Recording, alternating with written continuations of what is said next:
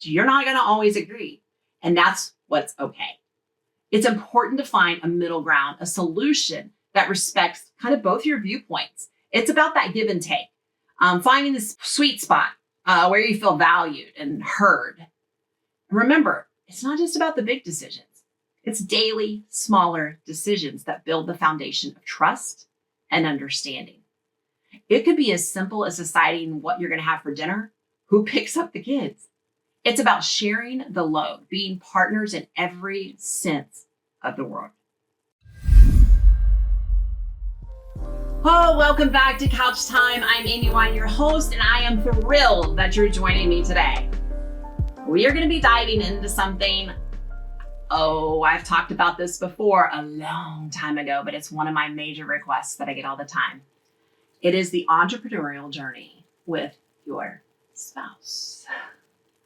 And if you are in the business with your spouse, technically, and you're married to an entrepreneur, this is still for you because honestly, everybody's a part of the business, aren't they? Whether it's supporting them while they're working really hard, supporting them in the ups and the downs of the entrepreneurial journey, everybody's in it. I want to say that to you. This podcast is for you. It's a unique adventure, isn't it? Navigating business decisions, managing your home life, keeping the romance alive. It's not for the faint of heart, but let me tell you, it is also one of the most rewarding journeys you can embark on. Seriously, think about it. You're not just building a business, you're building a life together. Every challenge, every win, it's all shared. And yes, oh my, there are bumps along the way, disagreements, late night discussions, but there's also this incredible sense of partnership, of building something meaningful side by side. So in today's episode, we are going to unpack the journey. We're going to talk about the highs, the lows, and everything in between. We'll explore how to navigate this path together, maintaining not just a strong business, but a stronger marriage. A stronger marriage, yes. So when you're knee deep in this journey or just even considering it, this episode is for you. It is about understanding the dynamics of working with your spouse, embracing the challenges, the joys, and everything else that comes with it. So take a hike and take a walk with me, sit calmly in the car, get on the couch with your cup of coffee as we dive into the journey of entrepreneurial cup meals. We're going to go on a ride that's sometimes a little bit bumpy. It may be bouncy, but it's so worth it too. I go a little bit deeper into this than probably your normal marriage therapist would be because I'm also an entrepreneur. My expertise is in marriage and family therapist, individual counseling, mindset, peak performance, and business strategy. So I get this on another level. And I work with clients where I come in and I work in all three areas, their individual life, their relationships, and sometimes even their business. So I'm going to go a little bit deeper because I'm probably, since you're listening to me, you're probably what you would say is a high achiever, elite performer. Maybe that's where you want to be. That's who I talk to. And if you don't claim yourself as one of those, you probably still are and you just don't know it because you listen to me and that's what I talk about all the time. Let's dive right in to the heart of any entrepreneurial couple's journey. It is communication. And you're like, duh, that's not deep. But it's also joint decision making. It's the cornerstone. Whether you're talking business strategies or deciding on what kids your school should go to, how you communicate and make decisions together sets the tone for your business and your marriage. Oh boy. Now, communication in a business setting is one thing. You've got agendas. You're both focused on the goal at hand. But in marriage, it's different. It's a little more nuanced, more emotional. It's not just about the what, it's about the how. How you say things, how you listen, how you respect each other's viewpoints. It's different. Let's talk about some key strategies here because you know I like to just get real and give you the application. So first step, active listening. Sounds simple? Oh, it's not, but it is powerful. When your spouse is speaking, don't just listen, waiting for your turn to speak. Don't plan your defense. Don't think of what you're going to say next, you're really, truly listening, trying to understand their perspective and their feelings. And hearing and agreeing are two different things. I talk about this in Thrive Life TV all the time. Hearing and agreeing are two entirely different things. If you can allow your spouse to feel heard because you did active listening, you change everything. You no longer have to agree with them and everything's just fine. Then there's this art of compromise. It's both business and marriage. You're not going to always agree, and that's what's okay. It's important to find a middle ground, a solution that respects kind of both your viewpoints. It's about that give and take, finding this sweet spot where you feel valued and heard. And remember, it's not just about the big decisions. It's daily, smaller decisions that build the foundation of trust and understanding. It could be as simple as deciding what you're going to have for dinner, who picks up the kids. It's about sharing the load, being partners in every sense of the word. Now, I want to touch on something a little crucial. Let's separate business disagreements from your personal relationship. This is where couples get in a lot of trouble. It's easy for business conflicts to spill over into your marriage. But here's the thing, your business is just a part of your life together. It's not the whole of it. So learn to compartmentalize when you step out of your home office. Leave the business talk behind. Focus on being a couple, not business partners. When we do this, you kind of take the mindset of, if we don't both have a win here, somebody's losing. So if I'm winning, my spouse is losing. If he's winning, I'm losing. Like, that's not how you want your marriage to be, is it? I mean, I live that marriage, honestly. I know my husband would agree with me. So we're both right fighters. We both want to be right. It's been problematic. We're both competitive. We're both high achievers. It causes some problems. But when you do this, you've got to separate the two and start to listen. Let them feel heard, understood, seen, even if you don't agree with them. Arguing isn't about agreeing with them. It's about hearing them. So communication and joint decision-making, they're just skills that you can develop and refine over time. This is the things you can learn. And when you do, your business and your marriage are going to start to thrive because of it. It is the key secret of thriving in both. When you get your marriage down, your business automatically goes up. You're going to support each other's individual aspirations too, all along your entrepreneurial journey. So we're going to shift our focus to something that's incredibly important, yet it's often overlooked. Supporting each other's individual aspirations, right? When we're both deeply involved in the business, it's easy for our individual dreams and goals to get blurred into one shared vision. But you're not enmeshed like this. You don't want to be here like this, right? If you're watching me on video, I've got my hands meshed together like there is no space, right? When you come out a little bit, but you're not fully disconnected in your hands, there's some open space right there in the crevices of your fingers. Those are your individual yous. You want to be here. Enmeshed, bad.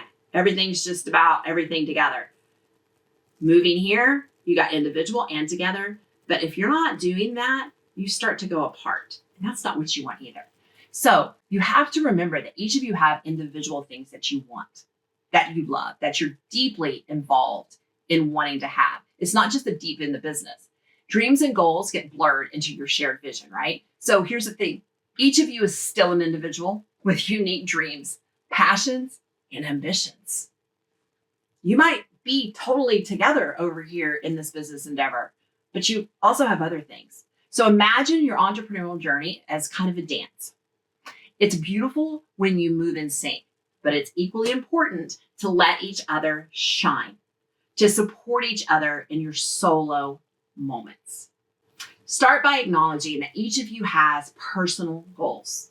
These could be related to career, hobbies, personal development, or even personal project within the business, something you want to do with your children, a trip you want to take. The key is to talk about the goals and understand them and respect them, even if you don't understand them. You're going to start creating space for individual growth. We often get so busy, we're on autopilot and we forget ourselves. So I want you to encourage each other to pursue these goals. That might mean setting aside time for those individual pursuits, or even supporting each other in taking courses or attending a workshop, going out of town for a sabbatical. It's just about creating space for each other to grow, not just as a business partners, but as individuals, not just as a couple, as individuals. You have to have all three. And what you need to find is a rhythm, not a balance. Balance is impossible to achieve. It just sets you up for failure. But there is a delicate rhythm. And it's a rhythm based on the season of life you're in. Sometimes in some seasons, you're going to have more. Sometimes you're not. But I want you to find a sweet spot where your business goals, your individual aspirations, and your marriage all kind of work harmoniously together, and celebrate the successes as if they were your own. Because in a way, they are. If you're supporting your spouse in them, her wins, his wins, they become yours. And let's not forget the emotional aspect. Being an entrepreneur is a freaking roller coaster, people. Be there for each other, not just in business highs, but the personal lows. Listen, offer a shoulder, be each other's cheerleader.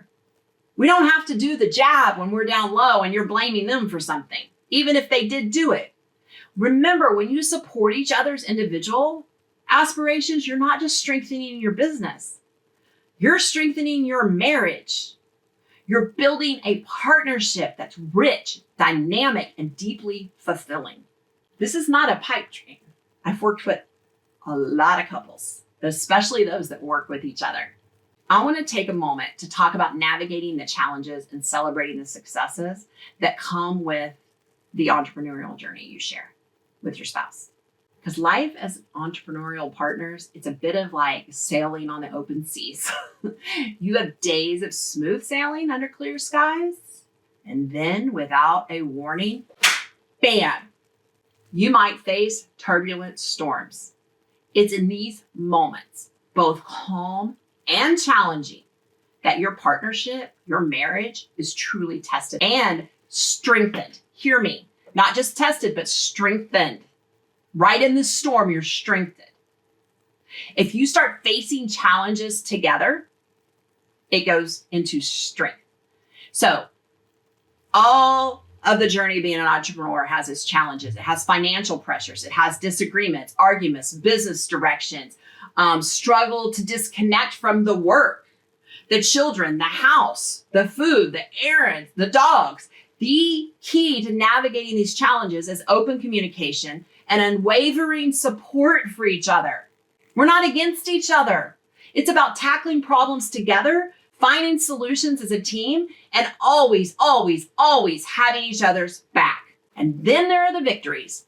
These are the milestones that you reach together. These moments, they are so much sweeter. Woo!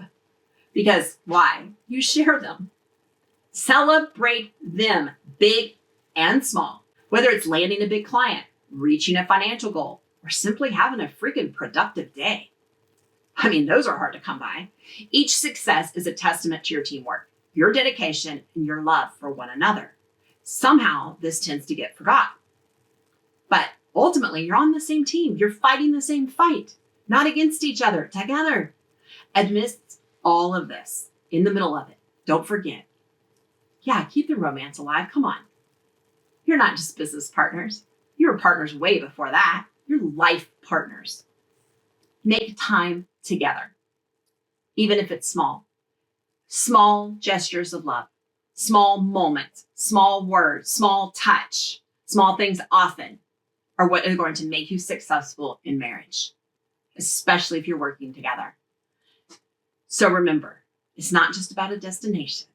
I'm going to get cheesy. It's about the journey itself. It's about the challenges you overcome together, the successes you celebrate, and the love that grows stronger with each and every step you take side by side. I want to leave you with some encouraging advice and practical tips that go just beyond the surface. Something real for you, entrepreneurial couples out there. And this works for any couple. Let's just be real. First off, this journey you're on, it's not always going to be easy. There will be days where it feels like everything's against you, including your spouse. But remember, you're not just building a business, you're building a life. And that's something truly, truly special. Regular check-ins, make it a habit. Consistent habit with regular check-ins. This can be 10 minutes, not just about your business, your feelings, your relationship. Ask each other, how are we doing? Are we happy? What can we do better? How am I doing? This open line of communication is crucial. And here is the biggest tip that is going to change everything for you. This is the number one thing that I can draw to when couples that work together are in total distress. This changes everything for them. Are you ready for it? In business, as in your life, you play to your strengths. Clearly define who's responsible for what in each business. It helps reduce conflicts and make sure you're both working efficiently. So stay in your own lane. You don't cross over into the other person's lane. You trust that they can make decisions because that's their strengths. And they're not going to be perfect. We're not expecting perfection here. We're going to make mistakes. And then we learn from them and move forward. But if you can set it up where each of you has a lane that you're in and you stay there with very little crossover into managing the other person's stuff, beautiful work, life, marriage. Beautiful. Couples that don't have this are the ones that I see struggle the most. And also, tip 3, learn to set boundaries. It's a big one. Boundaries between work and personal life.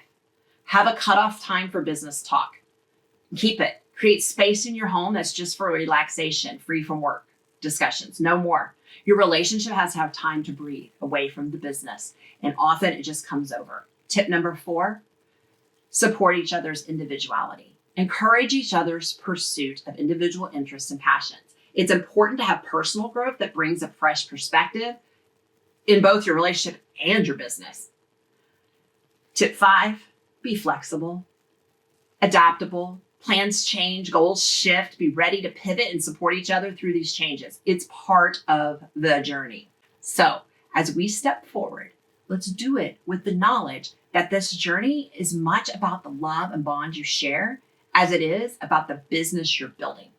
It's about growing together, facing challenges head on, and celebrating every victory hand in hand.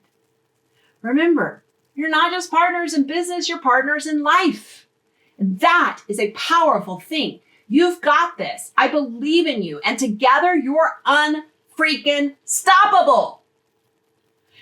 Thank you for joining me today on Couch Time with Amy Wine. Here's to a journey filled with love, growth, success. Until next time, keep thriving and loving every step of the way.